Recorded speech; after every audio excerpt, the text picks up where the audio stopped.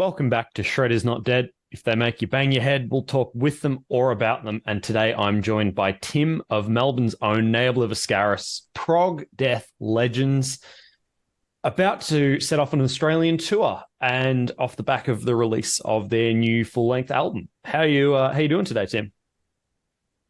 I'm doing pretty well. Thanks, Jordan. Thanks very much for having me. Yeah, no stress at all. So to get straight into it, obviously it's been a pretty crazy time the last couple of years, and Exel sort of released at a should we say a nice time to come out of things and have a lot of positive growth, hopefully, in the music industry post COVID. But arguably, when it comes to things like death metal, almost a bigger change for you guys is now touring this album with a new drummer. So I was just wondering how the momentum's going in the band, how all that's sort of going for you, and yeah, if you're all feeling good and ready for the tour.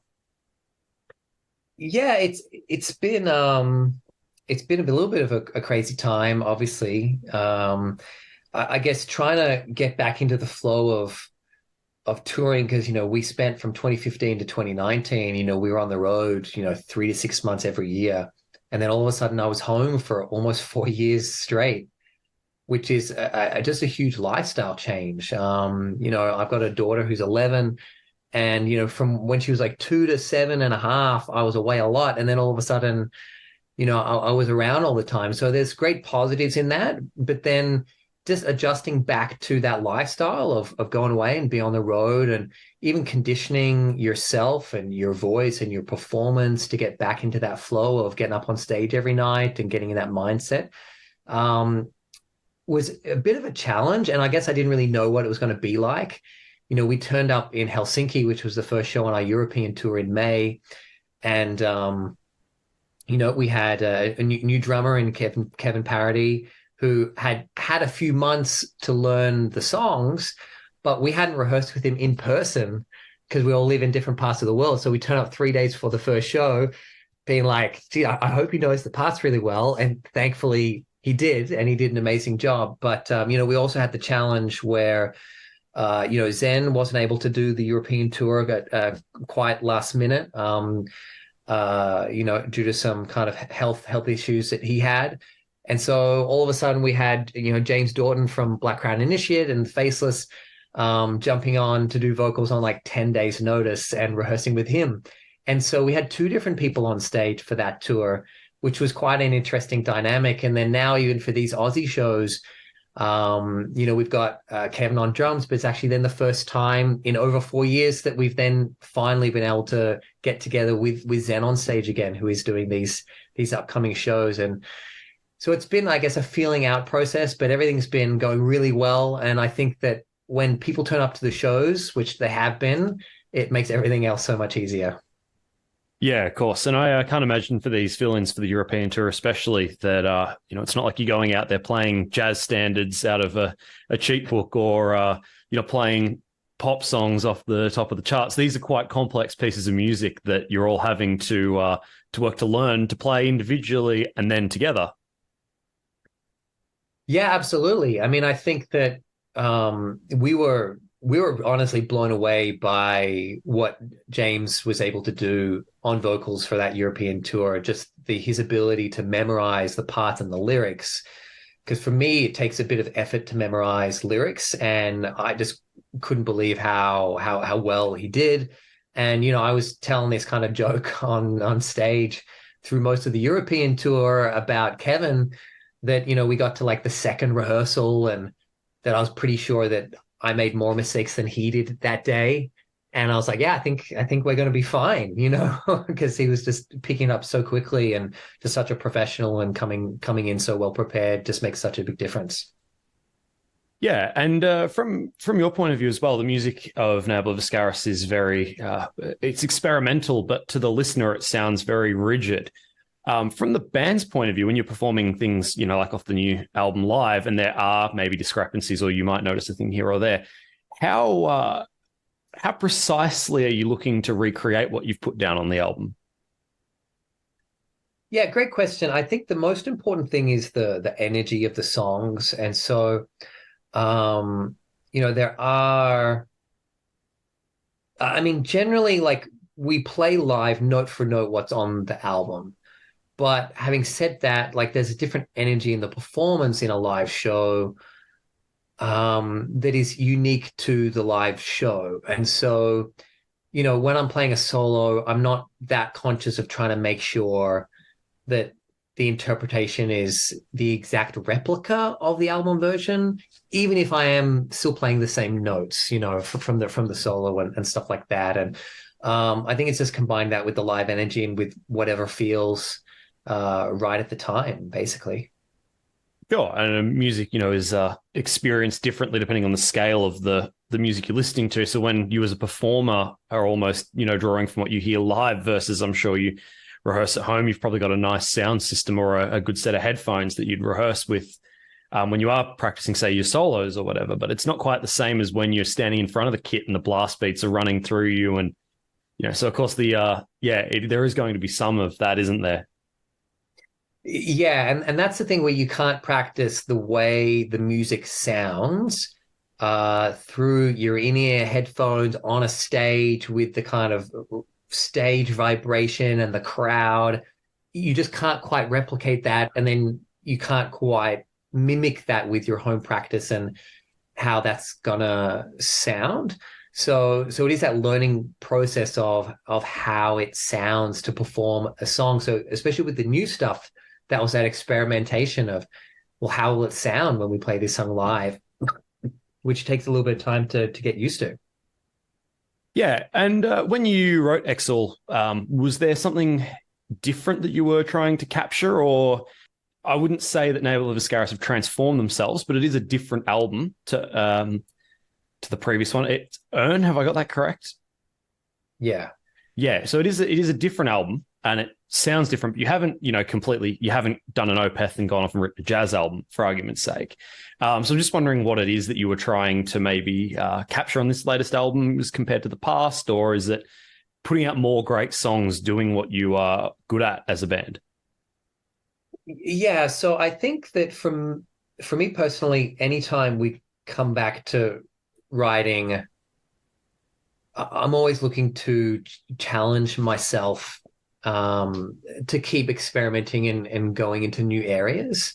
But also, I mean, the music is always a reflection of where you're at in your life at that particular point, So, we're never going to write Portal of Eye again. I mean, that was written between the ages of, I was what, 23 to 29 when we wrote that. I just turned 41. It's a really long time ago, and you're a different person at different points. So that kind of impacts. So it's that combination of those two things, that combination to search for experimentation and for challenging yourself to explore new things, because there's a lot of things I know how to do, as a songwriter that you could just rehash. Like you could use this structure and this type of chord progression and blah, blah, blah. And it would be very easy to write like a mimicked version of yourself over and over again, which is what some bands do. They kind of learn certain formulas and that's their whole career. And that's fine for those that kind of enjoy doing that. But for me, I had this bit of restlessness of wanting to continue to explore new things.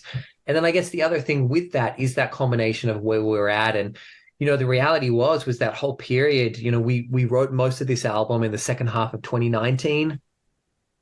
And, to be honest, like I was a bit of a mess.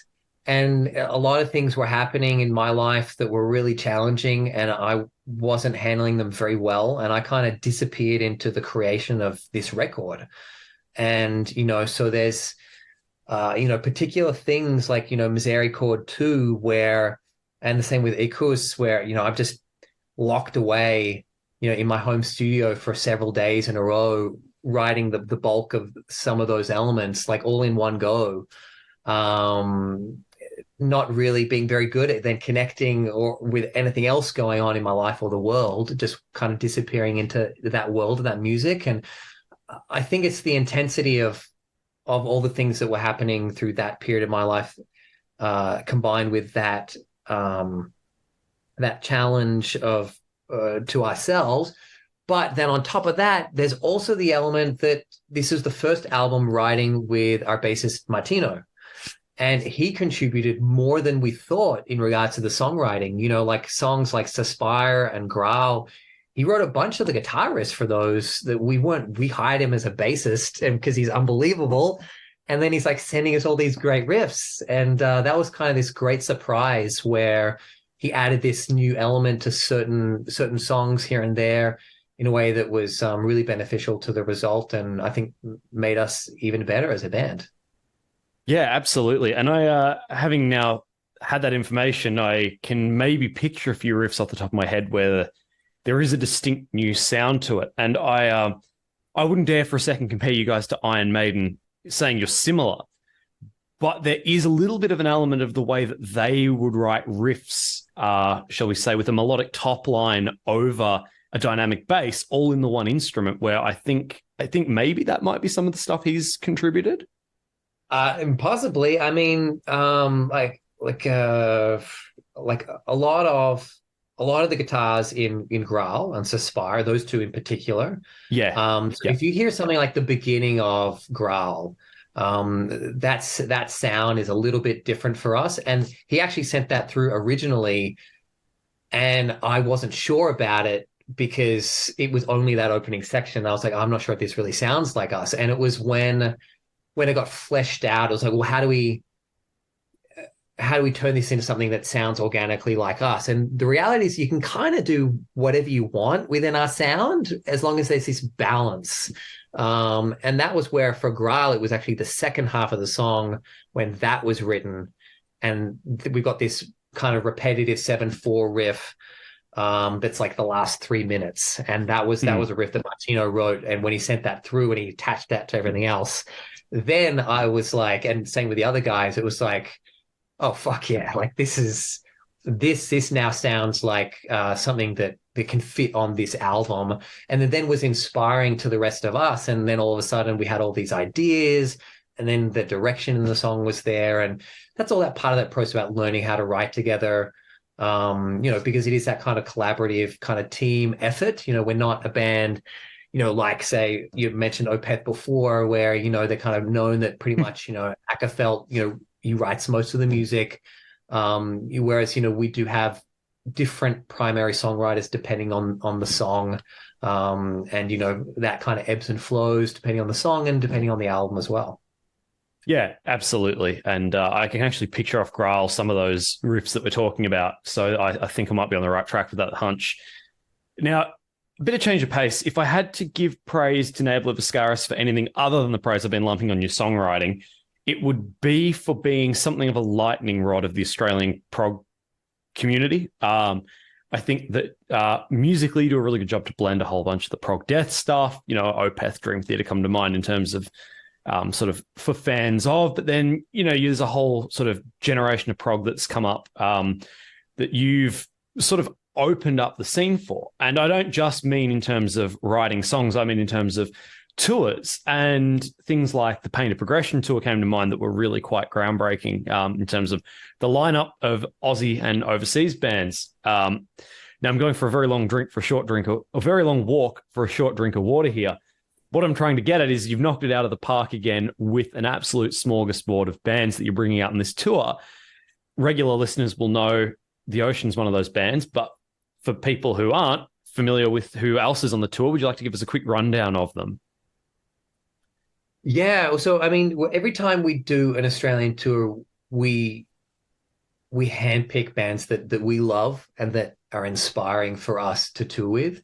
Funnily enough, this time around, we picked two bands that we've toured with before, but both have new stuff coming out, and both of them it's been quite a few years. And so, as you mentioned, one of them, The Ocean, coming across from Germany to tour again. This is actually the third time I brought them out to Australia because they toured with us in 2016. And then they came out, I brought them out to headline a festival that I run called Prog Fest in 2018 or 19. I can't remember which year it was. And then the third time. So you can tell from that I love The Ocean. I think they're just an unbelievable live act. And then the other is Rivers of Nile. And when Rivers of Nile, came out in 2019, when we had them out on that tour. And, I remember saying on stage at that time, that I thought that they put out one of the best albums, maybe the best album that had come out, in the 12 months leading up to that.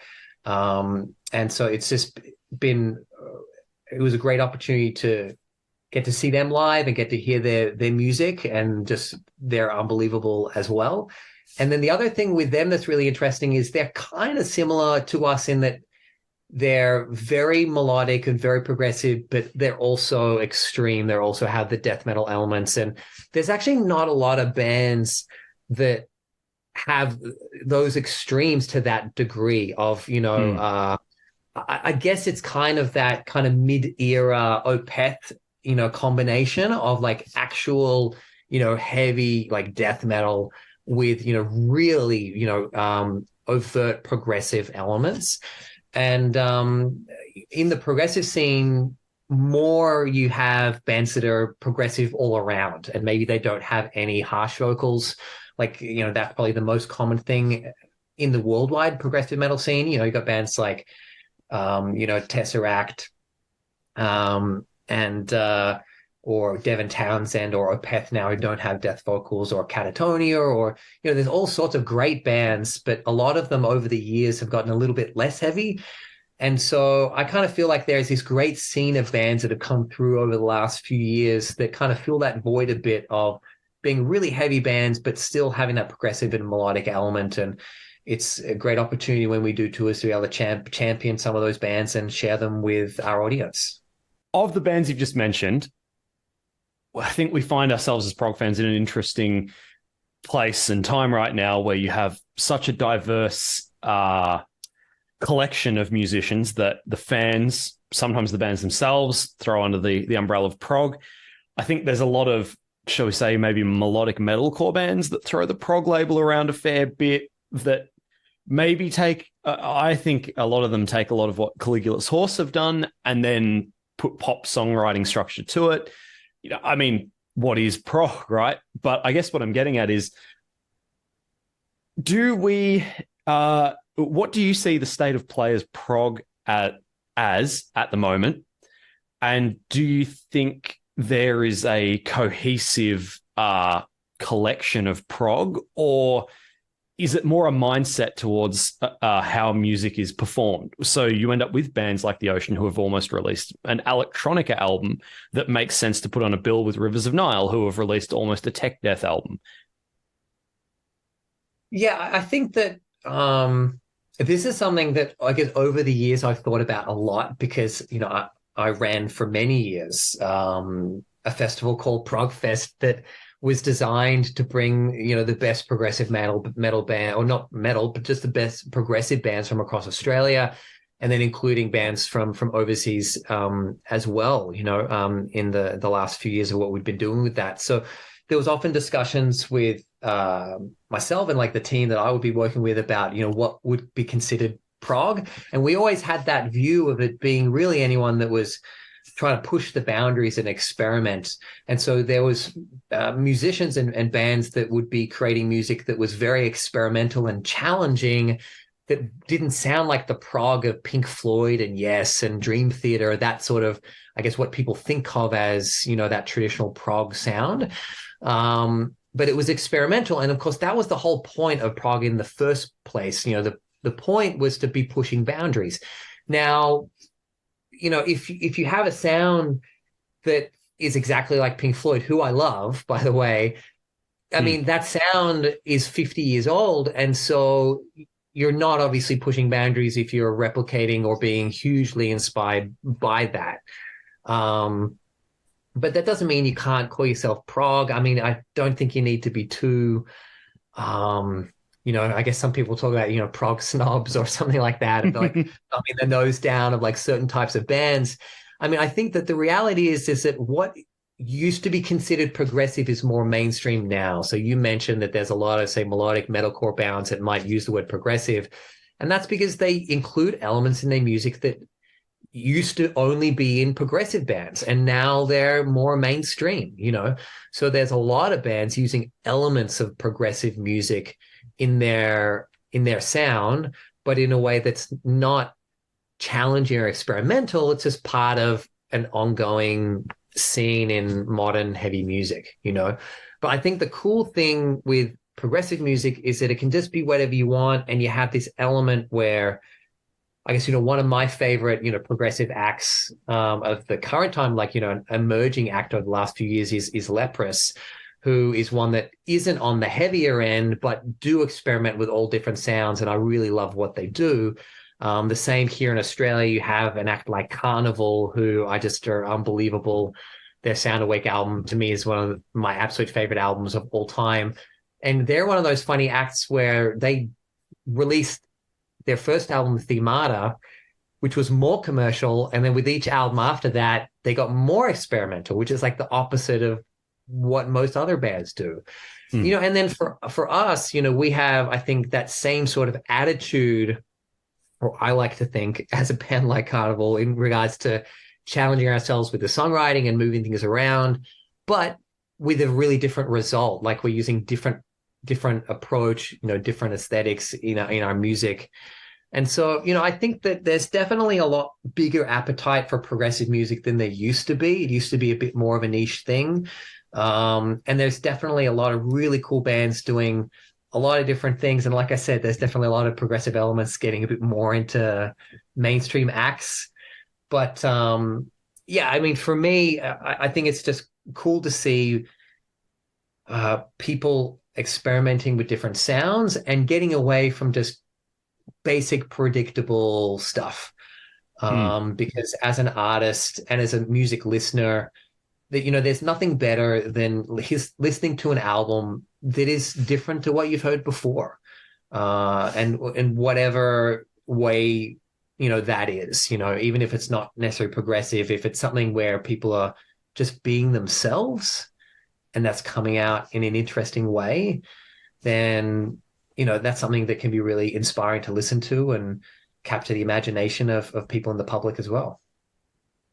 Well, you've tackled what is something of a rocket science question quite well there. I applaud your answer. You're not lying. You have put some thought into that, and I will let you go. But one more quick question. I'm sure people are dying to know now that you've brought it up. Are we going to see Progfest come back anytime soon?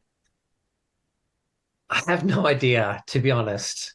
Basically, what 2019 was the last one, and 2020 we had decided to take a year off because I was too busy with Ne Obliviscaris, and I couldn't fit in the time, and we didn't have an obvious headliner, and we decided to take the year off. And then, of course, then we had an extra couple of years after that enforced that we had to take it off because of the pandemic. Yeah, so it's one of those things where it's definitely it was always a bit of a labor of love. And, you know, for me, you know, I got my start in the music industry just working with local acts. You know, I had a record label and worked as a booking agent and manager just for a lot of different, you know, metal and progressive acts here in Australia, and something I'm really passionate about. So I guess if we get back to it, it would just be because of that passion to have a place to showcase a lot of the great Australian bands that we have, because that was the thing. Like, when that first started, which is a long time ago, you know, we're looking at what, 2008 or whatever the first one was, I think. You know, that there wasn't anything like that for progressive music in the scene, and Australian music of that type wasn't as well known amongst the public. And so it's pretty cool now that there are so many bands, you know, doing so well compared to, you know, where it was, you know, back in the day.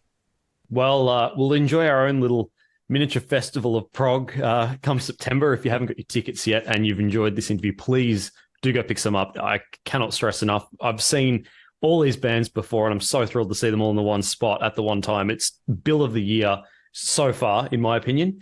Tim, if you want to leave us with any last thoughts, now's your chance. Otherwise, it's been brilliant talking to you again, and I look forward to catching you guys on the road. Yeah, thank you so much. Just, thank you for everyone's patience. It's been 4.5 years since our last Australian tour. As soon as we released Exile and we had a European tour coming up, we had a lot of Australian fans saying, "Hey, what about us?" And so we're really, really excited to be finally getting onto these shows in September, and getting to play for all our fans in Brisbane, Sydney, Melbourne, and Adelaide, September 6 to 10. And hope to see everyone there. Brilliant. Tim, thank you very much for your time. My pleasure. Thanks very much, Jordan.